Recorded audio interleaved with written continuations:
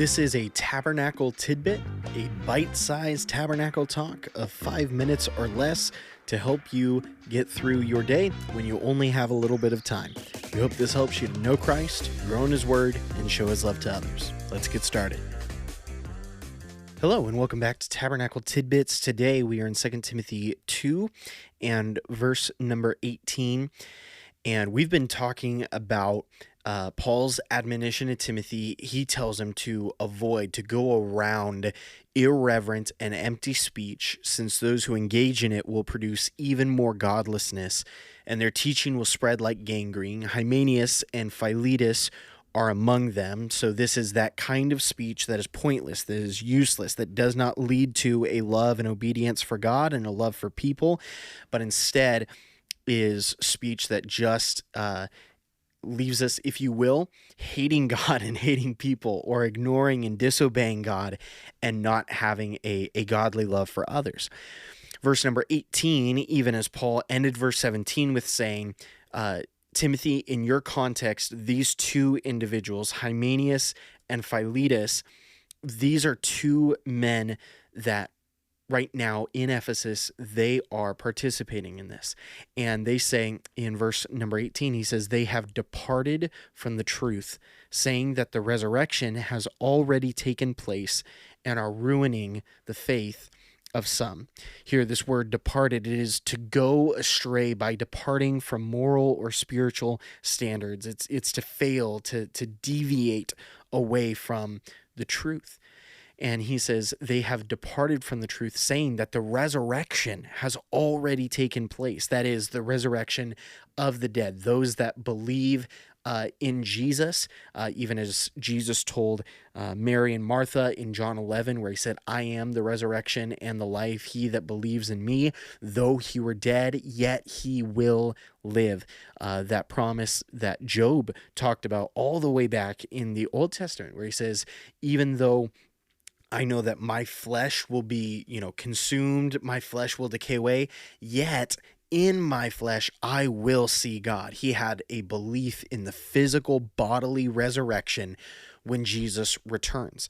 However, Hymenaeus and Philetus and many other people, you can even read in 1 Corinthians 15 about some of this, there were some people that were saying, okay, the little mini resurrection that happened in Matthew's gospel, which obviously would have been much talked about from those that were there in Jerusalem during that time period. He says, those couple of people that resurrected, yeah, that's the only earthly resurrection that is going to take place. And maybe there might be like a spiritual resurrection at some point, but if you die, like that's it. You're never coming, if you will, you're never coming back to earth.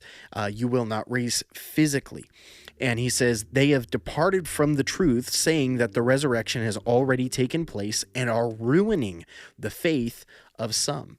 And here, this ruining, this actually goes all the way back to verse 14, where Paul had told Timothy, remind them of these things about Jesus and about the resurrection and all that. He says, and charge them before God not to fight about words. This is useless and leads to the ruin, the overturning, the jeopardizing of someone's inner well-being.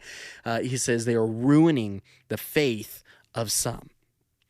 And there are precious few truths as important to us as the truth of the resurrection. First and foremost, of Jesus's resurrection, and then that gives us the basis for how we think about our own resurrection. That just as Jesus was bodily raised, it wasn't just a spiritual raising, he physically raised, so too the child of God will raise physically one day.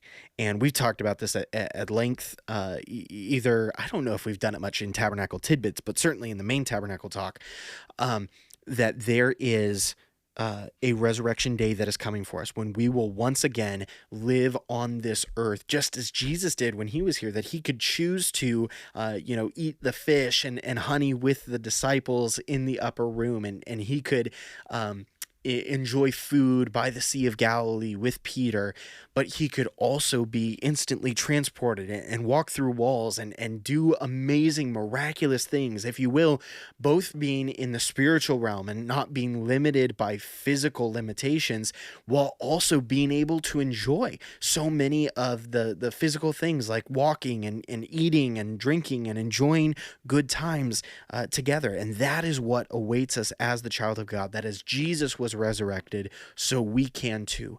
And those that deny the bodily resurrection, either of Christ or of Christ's people, they are departing. They have deviated from the truth, and they ruin the faith of people, even here as Hymenaeus and Philetus had done. So stand firm on the resurrection, both of Jesus and of the Jesus people.